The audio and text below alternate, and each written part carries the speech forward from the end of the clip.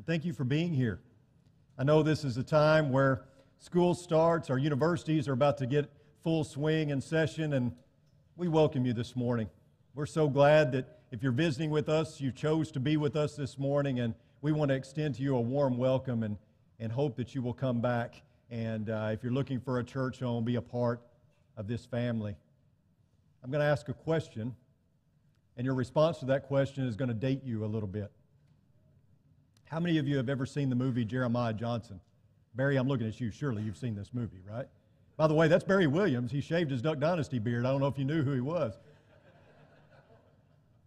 The movie Jeremiah Johnson is about a Mexican-American war veteran who decides that he wants to live as a hermit in the mountains. The only problem is he's not well equipped to live as a hermit in the mountains. He doesn't have the skills necessary for survival. Thankfully, he comes in contact with a wise old mountain man by the name of Bear Claw. And Bear Claw shows him the ropes, gives him the necessary survival skills that he needs. Now, Jeremiah Johnson learns to adapt pretty well. He meets a native woman by the name of Swan, and he marries her. He has an adopted son by the name of Caleb. Everything seems to be going in the right direction until he encounters the Crow Indians. And he goes through much travail and tumult. And I don't want to ruin the movie for you if you hadn't seen it, but at the very end, after everything has happened to Jeremiah Johnson, he has another encounter with Bear Claw. And Bear Claw asks him, "Was it worth all the trouble?" And Jeremiah Johnson responds, "What trouble?" Turn in your Bibles to 2 Corinthians chapter 4, beginning in verse 16. It says, "Therefore we do not lose heart, but though our outer man is decaying, yet our inner man is being renewed day by day. For momentary and light affliction is producing for us an eternal weight of glory far beyond all comparison. While we look not at the things which are seen, but at the things which are not seen. For the things which are seen are temporal, but the things which are not seen are eternal." My friends, I believe that the person who battled cancer for much of their lives, when they get to heaven and they stand in the glory and the presence of God, they're going to see their suffering as momentary and light. I believe the sister in Christ whose brain was taken away by Alzheimer's is going to arrive in heaven one day and stand before God with a fully restored memory and consider it all momentary and light affliction. I believe that all of us who die in Christ are going to reach our heavenly home, and whatever we had to deal with in this life, we're going to look around, we're going to see the glory of heaven and bask in the radiance of God, and we're going to say, that was nothing.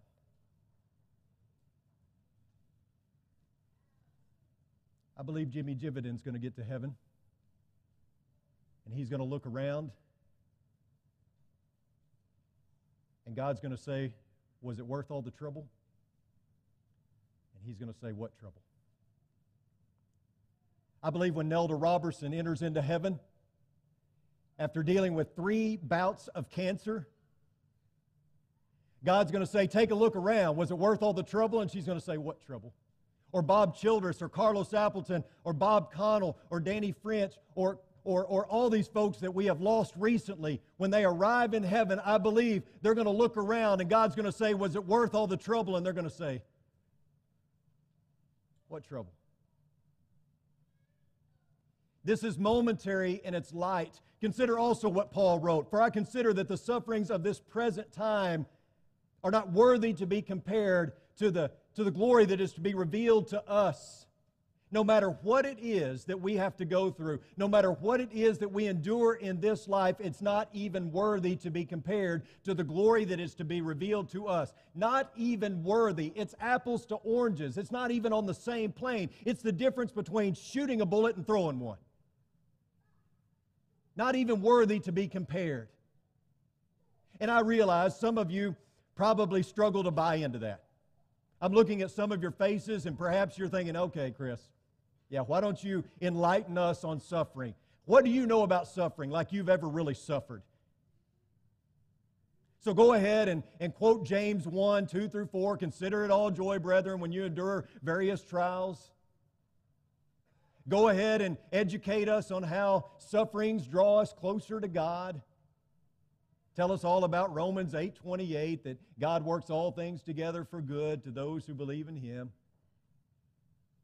My friends, I may not know a whole lot about suffering, and I'm not trying to lecture you this morning on the benefits of suffering necessarily, and I don't want to make light of your suffering. But I want you to know that in the grand scheme of things, any suffering that you endure right here, right now on earth will be considered light and momentary in eternity. I know you're struggling. Some of you have even been on the brink of giving up. We're going to do a series of lessons over the next few weeks to help us, because this is a church that, while we have so many things going in the right direction and so many things to be excited about, we have a lot of people who are sick, who are afflicted. We have lost a lot of our Christian brothers and sisters recently. We are a group of hurting people. And in the midst of your hurting, some of you are saying, is this as good as it gets? And I want to assure you this morning, no, it's not. Not even close. Can you imagine the man in John chapter 5? You remember that man that was sitting by the pool waiting for the angels to stir the waters so that he could get in and be healed, but because he was lame, everybody went in before him. You remember that guy? And Jesus walks up to him. Do you think that guy ever thought, is this as good as it gets? I mean, is this going to be my life? Am I going to die here sitting by this pool waiting for someone to put me in it? And then, of course, Jesus comes on the scene and basically says, no, this isn't as good as it gets. Get up, take up your mat, and walk. How about that guy in Mark chapter 2? You remember that man who lived his life on a mat, confined to begging for food and for handouts? Thankfully, he had 4 friends who took him to meet Jesus, but the place was so packed, they had to open up the roof and lower him down. You remember that guy? Do you think he ever thought to himself, is this as good as it gets? Is it ever going to get any better for me? Am I going to have to live my life praying and hoping that I keep my friends? And then, of course, Jesus tells him basically the same thing, right? Your faith has made you well. Go and pick up your mat and walk. Go home, he says. Or what about that woman that was dealing with the issue of blood? You remember her? For 12 years, she had dealt with this hemorrhaging. She was bleeding, in obvious pain and affliction. And she sees Jesus, and in desperation, she reaches out and touches the hem of his garment. And immediately, he feels power leave him. He says, go, you're healed. But can you imagine before that episode what she must have been thinking? Was she thinking, is this as good as it gets for me? Is this my life? Is this all I have to look forward to? Or how about Bill Gates with his $85 million, whatever his net worth is? Can you imagine that he sits around sometimes and goes, wow, this is as good as it gets. Doesn't get any better than this. And what would Jesus say to him? Well, he might say, what does it profit a man if he gains the whole world but forfeits his soul? But I think he would say to him, no, Bill, it gets better. You're missing out, because there's something a lot better than this. Or how about Hugh Hefner? You know, a guy who has made a fortune peddling pornography, living in the lap of luxury, this mansion that he's built surrounded by beautiful women all day, parading around in his pajamas. I'm sure he sat around at least once or twice and said, doesn't get any better than this. And yet Jesus would tell him, oh, yes, it does. And you better turn around or you're going to miss it. Imagine that. Imagine this. Imagine a woman whose husband was taken away from her tragically in an instant because of a heart attack. And imagine this same woman then was diagnosed with cancer. And she dealt with the long, drawn-out struggle of cancer. The treatments brought her to the brink of death, really. And she thought about giving up. But she hung in there. She fought. Through it all, she never complained. She gets well. She beats the disease. She uses her malady and her experience to be a beacon of integrity, to be a virtuous woman, and to go to the hospital and visit others who are in a similar situation because she knows she's been in their shoes. They just need a hand to hold and some encouragement. And imagine she's diagnosed with cancer again. And she goes through the treatments. Again, she's hanging on. And she's here every Sunday to show the world what true strength looks like. She doesn't blame God. Instead, she worships God. Imagine a woman like that. You don't have to imagine. She's here this morning. Her name's Carol Hutchins, and she's sitting right back there. What a beacon of integrity. What a wonderful example for us to look to. Carol, is this as good as it gets? Of course not. It gets better. My friends, I just want to leave you with hope. Just as Jesus leaves us with hope. Just as Paul spoke about hope over and over again. To all of you who are dealing with illness or hurt or emotional scars or bouts of depression, to those of you who feel like you're losing at life, to those of you who have lost someone near and dear to you and you wonder how you can ever move forward, please hear me on this. It gets better. What you're going through, believe it or not, is momentary. And it's light. And someday on the other side of eternity, your hope will be realized. When all the pain is gone, this isn't as good as it gets. Listen to what Paul writes. He says, "What then shall we say to these things? If God is for us, who is against us? He who did not spare His own Son, but delivered Him over for us all, how will He not also with Him freely give us all things? Who will bring a charge against God's elect? God is the one who justifies. Who is the one who condemns? Christ Jesus is He who died, yes, rather who was raised, who is at the right hand of God, who also intercedes for us. Who will separate us from the love of Christ? Will tribulation or distress or persecution or famine or nakedness or peril or sword? Just as it is written, for your sake we are being put to death all day long. We were considered as sheep to be slaughtered. But in all these things we overwhelmingly conquered through Him who loved us. For I am convinced that neither death, nor life, nor angels, nor principalities, nor things present, nor things to come, nor powers, nor height, nor depth, nor any other created thing will be able to separate us from the love of God, which is in Christ Jesus our Lord." Romans 8 is basically Paul's way of saying, hang on. It gets better. This isn't all that there is. Whatever the topic, whatever the issue it is that's being discussed in our world today, there's always an expert that's brought in. You ever notice that? Whether we're talking about politics or sports or whatever it may be, when you have a panel discussion, you always bring in the expert.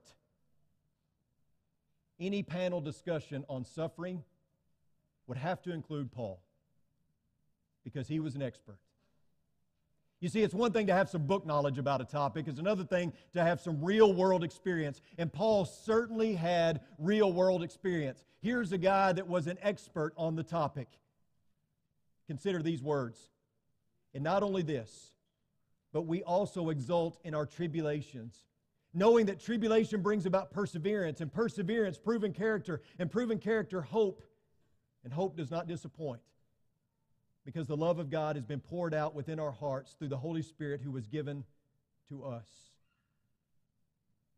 You know, our view of suffering is short-sighted, and that's not abnormal.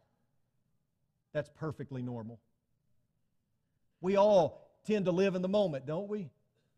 We all tend to view things on this side of eternity because when we're going through difficult times, it's hard to see anything else. The trial gets all of our attention. But during those times when you're walking through the valley of the shadow of death, what do you cling to the most? What is there as the anchor to your soul? Hopefully, it is hope. That's what Paul is getting at. I don't think Paul is saying that all hardships are really not that big a deal and you need to quit making a big deal out of them. I don't think that's what Paul's saying. I don't think Paul is a guy who had a high tolerance for pain and couldn't sympathize with other people. And I don't think Paul is saying, hey, you just need to have a better perspective. No, Paul is talking to afflicted people. And what do afflicted people need to hear? A message of hope. They need to know that this isn't all that there is, that it gets better. In 2 Corinthians 5, beginning in verse 1, he says, "For we know that if the earthly tent, which is our house, is torn down, we have a building from God, a house not made with hands, eternal in the heavens. For indeed in this house we groan, longing to be clothed with our dwelling from heaven, inasmuch as we, having put it on, will not be found naked.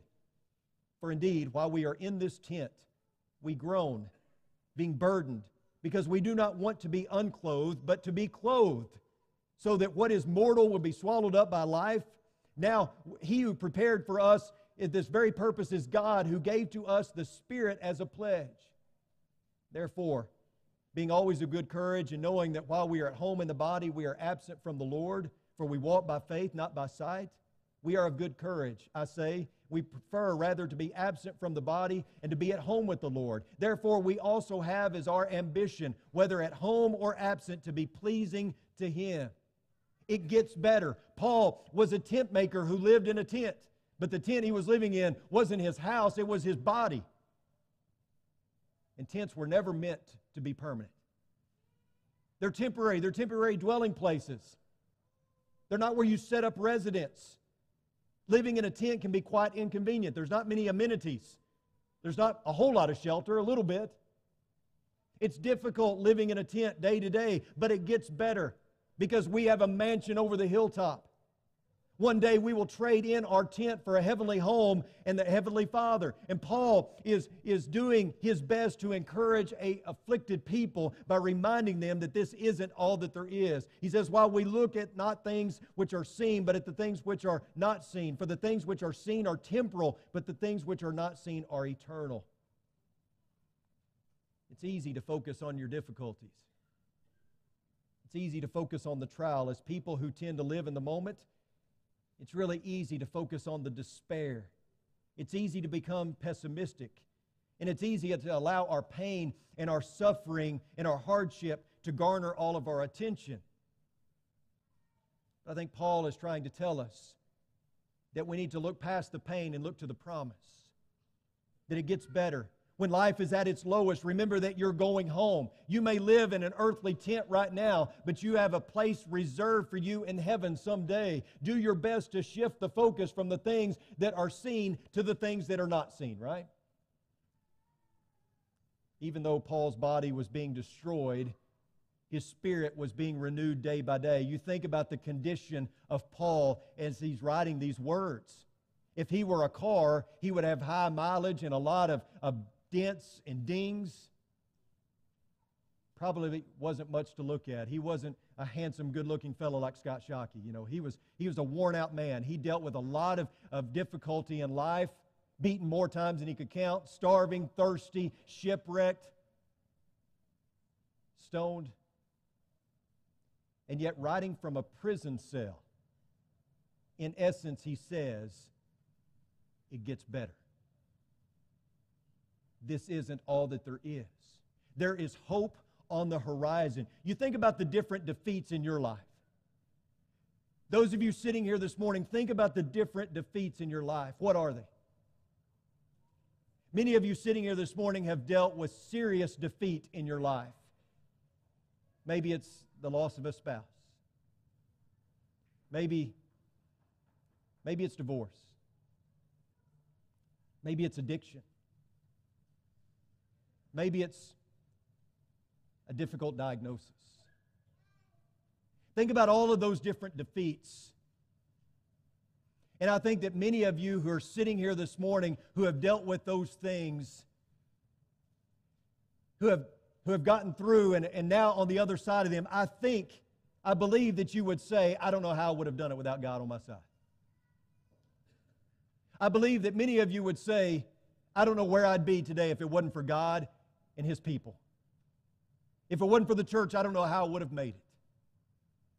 Even death can be a path to victory, folks. We see death as the worst possible experience for a human being, but not so. Not in God's eyes. How many times does the Bible present death as a victory? Defeat can be a path to victory. Because this life isn't all that there is. There's something better, and it gets better. Notice what Paul writes in Romans 8:37, but in all these things we overwhelmingly conquer through Him who loved us. That phrase, more than conquerors or overwhelmingly conquer, is one word in the Greek language, hypernikao.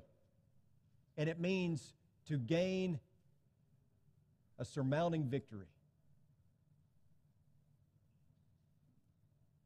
In battle, you always lose something. Even if you win the war and you're victorious, you always lose something, right? Maybe there's a treaty signed and you have to give up part of your property. Maybe you lose soldiers in the battle. They become wounded, they come back missing limbs, or they suffer from PTSD or something of that nature. Battles that are won come at a severe cost.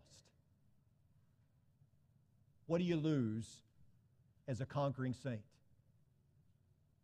What do you lose? You may deal with difficulty here on earth. You may lose some things that are precious to you here on earth, but are those really losses? You know, to follow Jesus, you have to deny yourself, take up your cross, and follow after Him. But is that really, truly a sacrifice when it's all said and done? At the end of the day, what do you lose as a conquering saint? Let me answer for you. Nothing. Not a thing. Because we have hope that no matter what we deal with in this life, we win. In fact, we've already won. In John 10:10 it says, I came that they may have life and have it abundantly. Jesus didn't come just to give us a best life here on earth. Although the best life lived here on earth is a life in Christ. But this abundant life is fully realized in heaven. There is no more abundant life than one that is lived for Christ, and ultimately with Christ in all eternity. And I think that thought should spur us on to victory each and every day. I was walking around my neighborhood the other day and I noticed that one of my neighbors was building something. And I was curious because it looked like a pretty massive project, so I stopped and I talked with him.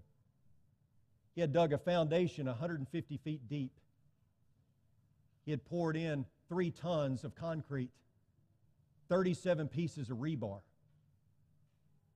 37 million pieces of rebar, I should say. I said, what in the world are you building? He said, a doghouse. Who does that, right? Who goes to that much trouble to build a doghouse? Actually, that's not a true story, but nobody's going to go to that much trouble to build a doghouse, right?